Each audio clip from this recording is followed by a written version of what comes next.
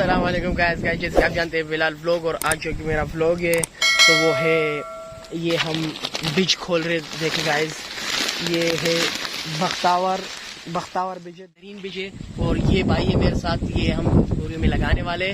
और ये एवरेज इसका इतना खूबसूरत एवरेज है, ये 100 मन एकड़ निकालता है।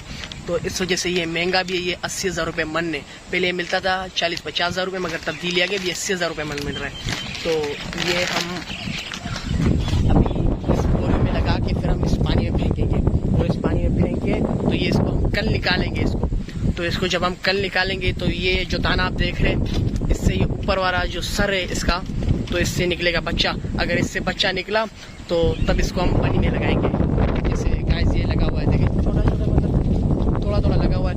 तो इस वजह से ये अभी हम लगाने वाले इस बोरियों में। ये देखे गाइस भाई, ये हरा बीज, ये लाल बीज। तो ठीक है गाइस, आप देखें हम कैसे लगाते बोरियों में।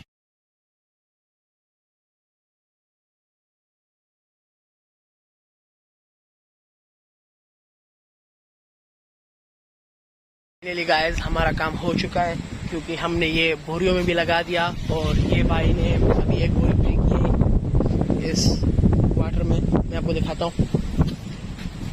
शायद